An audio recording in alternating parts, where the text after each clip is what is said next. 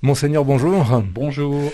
Monseigneur, cette semaine, vous étiez à Périgueux pour une rencontre de l'enseignement catholique. Vous nous donnerez quelques échos de cette rencontre. Mardi, vous serez à Paris avec le groupe d'accompagnement du Renouveau. Il sera question aussi d'une rencontre autour de la rénovation de l'abbaye de Bassac. Et puis vendredi, le 1er février, ce sera une journée islam dans le diocèse. Ça se passera à la maison diocésaine. Enfin, dimanche prochain, il y aura la naissance officielle du doyenné Sud-Charente à Barbezieux. Donc, un mot sur cette semaine passée, mercredi à Périgueux, mercredi et jeudi, une rencontre sur l'enseignement catholique. Oui, parce que, comme vous le savez, nous faisons partie d'une nouvelle région, la région Nouvelle-Aquitaine, qui va donc de Poitiers jusqu'à Bayonne. Et donc les structures aussi changent, puisqu'il n'y aura bientôt plus qu'une académie. Actuellement, il y en a trois, il y a Poitiers, Limoges et Bordeaux. Bientôt, il n'y en aura plus qu'une. Et donc, il est normal que les structures aussi diocésaines s'adaptent. Alors, comme je suis l'évêque référent de la région pour accompagner l'enseignement catholique, nous avions une rencontre pour essayer de prévoir c'est le fonctionnement qui sera le meilleur pour l'enseignement catholique dans notre grande région. Sachant qu'on veut à la fois préserver une forme d'autonomie de chaque diocèse, mais que de plus en plus on est appelé à mutualiser, c'est-à-dire à nous rassembler pour pouvoir mettre nos services en commun, et puis pour qu'il n'y ait qu'un seul interlocuteur vis-à-vis de l'État, parce qu'il est bien sûr question de postes, de nombre de postes, de budget. Donc il faut à la fois ensemble, on est aussi plus fort. Donc l'idée, c'était vraiment de fonctionner ensemble pour prévoir l'avenir. Ça va changer dans les pas particulièrement, un petit peu septembre 2019, mais surtout la rentrée 2020.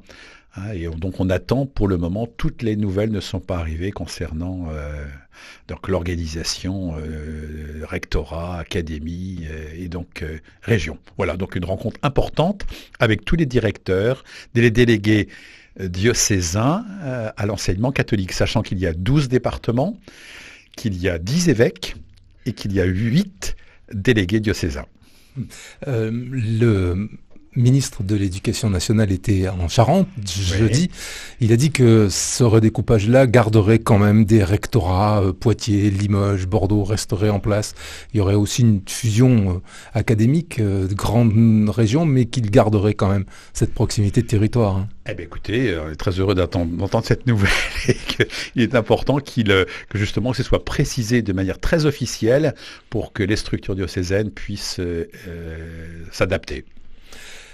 Monseigneur, mardi, le groupe d'accompagnement du renouveau charismatique se réunit à Paris. Vous y allez, Oui, j'y vais forcément. comme régulièrement. Donc c'est un groupe d'accompagnement du renouveau. Nous sommes deux évêques avec l'évêque de Laval et puis un certain nombre de personnes appelées, théologiens et puis représentants de grandes communautés pour accompagner ce renouveau charismatique qui, je le rappelle, est une chance pour l'Église, comme disait Paul VI, et notre pape François dit à peu près la même chose.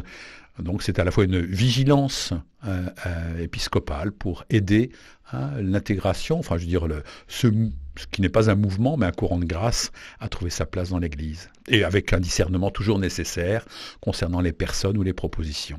Et puis mardi, toujours à Paris, il y aura une rencontre autour de la rénovation de l'abbaye de Bassac. Alors il y a déjà eu la réunion vendredi dernier à Bassac. Alors il y a 8 jours à Bassac, il y a eu une rencontre avec tous les donateurs charentais.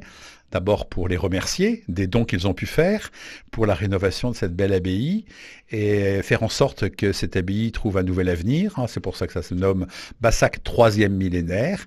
Et puis, on fait une offensive parisienne pour solliciter des donateurs éventuels qui permettraient de faire les travaux nécessaires, au moins les premiers travaux, dans un plan directeur qui est maintenant un petit peu précis dans cette rencontre et voilà, est importante aussi sur Paris. Je crois qu'il y a tout un courant que j'ai envie de partager, c'est-à-dire que certains laïcs en particulier se disent, mais attendez, mais les monastères, d'abord il y a beaucoup de monastères qui sont inoccupés, qui peuvent être en état, qui ont besoin d'être rénovés, comme Bassac.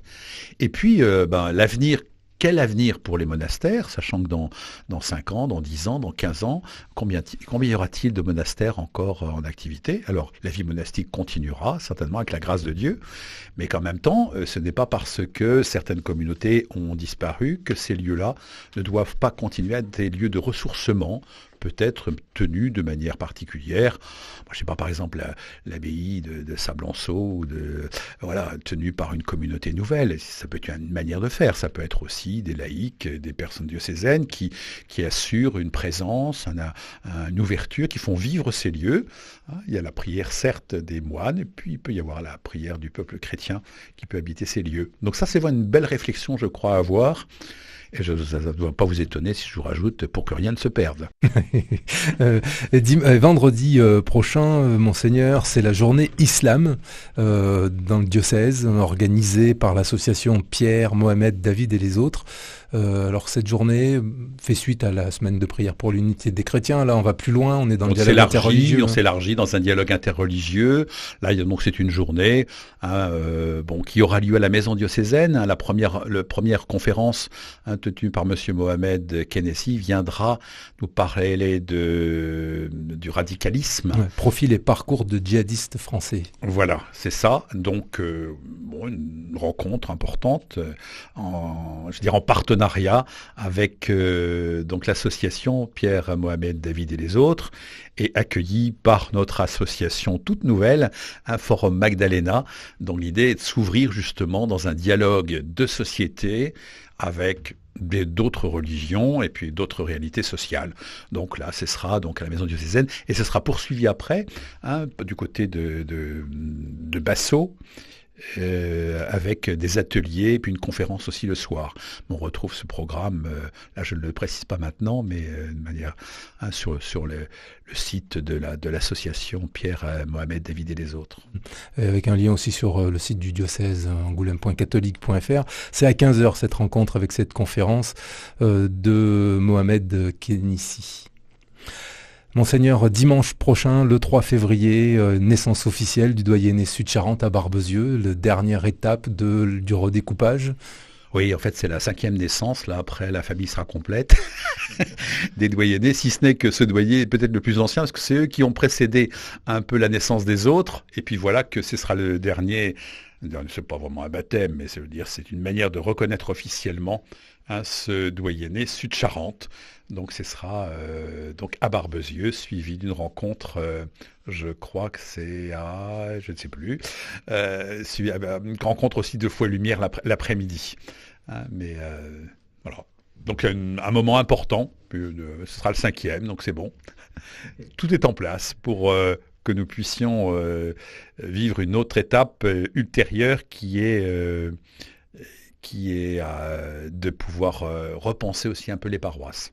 Ça me revient, c'est à Condéon, le midi et l'après-midi, je crois. D'accord, et pour que rien ne se perde, donc, le 5e doyenné. Voilà, pour que rien ne se perde, et donnez-leur vous-même à manger. C'est la fin de nos orientations diocésaines, ce verset biblique de Jésus. Alors qu'il dit « donnez-leur vous-même à manger », écoutez, j'ai envie de vous dire, chers Charentais, bon appétit, car on va vous donner à manger. Et puis cette semaine, Monseigneur, vous recevez d'autres évêques de la province pour les JMJ locales en parallèle au Panama. À Angoulême, profitant du festival aussi de la BD. Donc des jeunes sont dans la maison diocésaine et il y aura une messe, la fameuse messe de la BD, on l'appelle comme ça ainsi. Il y aura au moins 2 évêques de la province qui seront là. Donc oui, un temps où nous voulons vivre en grande communion avec cet événement mondial, universel des JMJ à Panama. Alors, ce qui fait le lien avec la suite de cette émission, Monseigneur, puisque aujourd'hui, l'invité de cette émission Parole à notre évêque, c'est le dessinateur Brunor. Nous, pour cette deuxième partie de Parole à notre évêque, Brunor, bonjour. Bonjour. Vous êtes dessinateur de bande dessinée, vous êtes en Charente parce que c'est le festival de la BD chrétienne notamment. Il s'y déroule encore jusqu'à dimanche. Vous venez de publier Les Faussaires, l'acte 9 des Indispensables, oui. Et vous venez le présenter évidemment à Angoulême, parce que vous n'êtes pas ici juste pour vous amuser tous les week-ends, c'est vraiment un lieu de vie, de la bande dessinée. Oui, puis c'est un bonheur de venir avec cette équipe de bénévoles là, de la dynamique œcuménique ici à Angoulême. Figurez-vous que ça fait, je crois que ça fait 32 ans que je viens. J'ai participé au démarrage de cette dynamique avec les paroissiens catholiques, protestants, et c'est beau de voir tous ces bénévoles qui s'activent. Et nous, les dessinateurs, on est vraiment très heureux. Et ce festival est particulier pour nous. On est invité à pas mal de choses, festival du livre chrétien, ceci, cela. Et à Angoulême, je peux dire, c'est le festival où je viens le plus longtemps, du mercredi jusqu'au dimanche. D'habitude, on n'a pas toujours du temps à consacrer pour ça, mais parce que vraiment, on y est heureux. Et il y a beaucoup avec tout ce qui se passe dans l'église Saint-Martial, la cathédrale et le temple, des lieux de rencontre formidables avec tous ces gens qui viennent pour la BD profane et qui entrent parce que les expos sont gratuites et qui vont découvrir tout ce qui existe là, toute une grosse dynamique. Et je pense que pour certains, ça peut aller loin. Il y a même eu, il me semble, des conversions déjà, des choses de ce genre. Ça, vous en témoignez. Le public qui vient dans ces expositions, qui vient vous rencontrer, n'est pas forcément un public chrétien convaincu. Alors, il y a les chrétiens qui sont contents de venir, voir le temple s'ils sont catholiques, voir l'église s'ils sont protestants, mais je vous dis, on a vraiment vu ça, non mais justement, inversé, voir ce qu'ils connaissent pas, ou voir ce qu'ils connaissent déjà, mais vraiment, dès le départ, il y a eu cette idée d'être finalement comme des petits David au milieu de ces milliers de visiteurs de toute l'Europe, jeunes ou moins jeunes. On parlait de 200 000, je ne sais pas combien de visiteurs au festival, à une époque, et qui payent leur entrée, mais qui à un moment donné ont fini leur forfait et se disent tiens, il y a des trucs gratuits, allons-y. Et ils entrent là, ils sont un peu étonnés d'entrer dans une église, mais voir que c'est finalement transformé en lieu d'expo, et ils se prêtent au jeu, et voilà, ils découvrent. C'est vrai qu'en tant qu'évêque, je pense que j'ai découvert cela en arrivant à Angoulême. D'abord, l'importance du festival et de l'importance de ce support qui est véritablement de la parole. Une parole parce qu'une image, une bande dessinée n'est pas qu'une image, c'est à la fois une parole qui est portée par une image. Et je crois que là, il y a vraiment un support important, moderne de l'évangélisation. Je ne sais pas ce que vous en pensez. Absolument. Ça peut être... Ah oui, vraiment, vraiment, vraiment, parce que c'est vraiment, d'abord, c'est le cinéma du pauvre, et puis je disais, comme support de la parole, en fait, de la bande dessinée, c'est pas autre chose que ce qu'on appelait dans la Bible mashal, autrement dit, la parabole. C'est une histoire en images que Jésus raconte, que déjà les prophètes racontaient, avec des symboles, etc. Et des petites histoires plus ou moins petites, qui permettent de rejoindre les gens d'une autre façon. Oui, parce qu'on voit dans la Bible, les arbres applaudissent, il y a des ânes qui parlent, enfin, on est aussi dans une plaine. Ouais. Et pour nous qui habitons Angoulême, de voir aussi que le fronton de la cathédrale d'Angoulême est déjà une magnifique fresque. C'était fait pour accueillir la BD. C'est une BD sculptée, oui, c'est incroyable. Brunor, vous publiez donc ce nouveau tome, le tome 9 des Indispensables, Les Faussaires. Vous poursuivez comme ça votre relecture de cette aventure née il y a 200 000 ans. Enfin, il y a 2000 ans. 2000 ans, oui.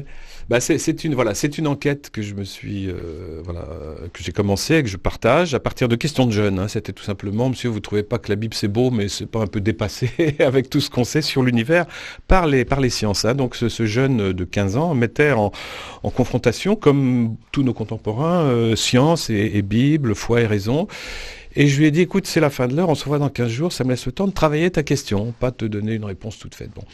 Et j'ai eu la chance de tomber sur des bouquins avec et je me suis dit, mais il y a des indices incroyables, on va prendre ça au sérieux et on va voir, on va mener une enquête où les gens seront libres comme il n'y a pas de preuves dans cette enquête, mais que des indices, les indices, ça respecte la liberté, l'intelligence. Et c'est ça que je fais avec mes BD, c'est de proposer des indices qui sont tous vérifiables, mais et les gens vont pouvoir tirer leurs conclusions eux-mêmes. Mais on est très étonné à la fin des 5 premiers albums, il y en a 10 maintenant presque, de voir que la représentation du monde des Hébreux bibliques, leur Genèse, mais aussi d'autres passages de la Bible finalement, témoignent de leur représentation du monde. Et c'est celle qui est le plus compatible avec le réel de tout ce qui a été dit dans l'histoire de l'humanité. Même l'athéisme n'est pas à ce point compatible avec le réel. Vous voyez, donc ça, c'est une énorme surprise. Ça remet les pendules à l'heure et ça interpelle les gens. Alors, il y en a qui refusent, parce qu'ils sont fixés dans leurs idées. Mais ceux qui sont ouverts ou honnêtes, je dirais, ils sont bien obligés de se rendre compte que, tiens, ça tient la route. Alors, c'est pas la preuve que le Dieu de la Bible est le vrai. Il n'y aura jamais de preuve. Mais ce sont des indices forts pour repenser la question. D'où le jeu de mots indispensable. Ce sont des indices qu'on peut penser. Ouais. Et l'idée, c'est que la foi est vraiment intelligente. C'est-à-dire qu'elle ne peut pas se passer d'une réflexion et de... Et si elle devenait incompatible avec le réel, il faudrait se poser des questions. Il faudrait se demander si là, on n'a pas un peu exagéré dans tel virage, dans tel autre. Bon, mais jusqu'à présent, c'est compatible, quoi. Et c'est ça qui est incroyable. Et les Hébreux sont les seuls à nous dire, par exemple, à l'époque de l'Antiquité, que le soleil a un début, il aura une fin. C'est un lampadaire. Bon, personne ne disait ça, ni les Égyptiens, ni même les Grecs, si intelligents, avec leur philosophie, tout. Et voilà, il y a plein d'autres exemples comme ça. Même quand on a découvert en 1963 la preuve du Big Bang, autrement dit d'un commencement de l'univers, vous savez que la communauté scientifique internationale était assez furieuse, parce qu'ils étaient en majorité non-croyants, anti-Bible, anti-tout ça, et voilà que les sciences venaient confirmer un truc que la Bible disait depuis 2500 ans. Ouais, ça les a rendus malades. Alors, d'ailleurs, ils ne sont pas vraiment remis, mais c'est curieux. Hein. Voilà. À une époque, on a pu penser que la foi était dans les trous de la science. Or, en fait, c'est dans ses acquis. Oui. Plus la science avance, plus les acquis de la science montrent de manière... Il y a des indices pensables. On peut penser, oui. Effectivement... dans les acquis, la science, je veux dire, ne prouve pas, mais vont dans le sens, effectivement, de ce que nous proclamons dans notre foi. Voilà. Il n'y a pas d'incompatibilité de ce que racontent les Hébreux bibliques d'il y a 2500 ans avec ce que la science découvre de plus en plus. C'est ça qui est incroyable. Alors qu'ils n'ont pas cherché à dire on va faire un truc scientifique. Le mot n'existait pas, le concept de science n'existait pas, mais avec le langage du mythe, de la poésie comme leurs voisins égyptiens babyloniens, ils ont fait un récit qui est compatible avec le réel. Et c'est le seul. Voilà. Alors si quelqu'un trouve mieux, qu'il me donne... Alors votre talent à vous, c'est justement de mettre du dessin sur tous ces indispensables. C'est de le raconter en parabole, avec des petits bonshommes qui racontent l'histoire finalement. C'est de l'histoire des sciences, c'est de l'histoire de la philosophie, de la pensée. Et voilà, on confronte tout ça, il y a des passerelles, on regarde et on peut le raconter en BD, ce qui était assez difficile à croire au début. Quand je suis allé trouver un éditeur qui avait... parce que je me suis pas mal appuyé sur un philosophe français qui est mort il y a 20 ans, qui s'appelait Claude Tresmontant, qui avait beaucoup exploré ça. En plus, il parlait l'hébreu couramment, le grec. Bon, je suis allé voir son éditeur en disant, j'ai envie de raconter en BD des choses que raconte votre ancien auteur. Il m'a dit, vous y arriverez pas. Vous n'y arriverez pas? Moi, je vais essayer quand même. J'ai essayé, puis finalement, maintenant, on est amis, il est très content, on travaille ensemble. Enfin, voilà. Et alors, ça dépasse les frontières, puisque vous le publiez en anglais maintenant, cette série. Le cadeau, c'est que mes lecteurs sont extrêmement actifs avec mes livres, presque plus que moi. Il y a un bouche à oreille incroyable. Quand ils aiment les BD, là, ils les offrent à leurs amis, ils leur en parlent, tout, ils bassinent leurs amis avec ça. Et certains, quand ils sont étrangers, comme une dame qui faisait le caté à un endroit où je suis allé parler, parce que je vais beaucoup dans les lycées, les écoles, près de chez moi.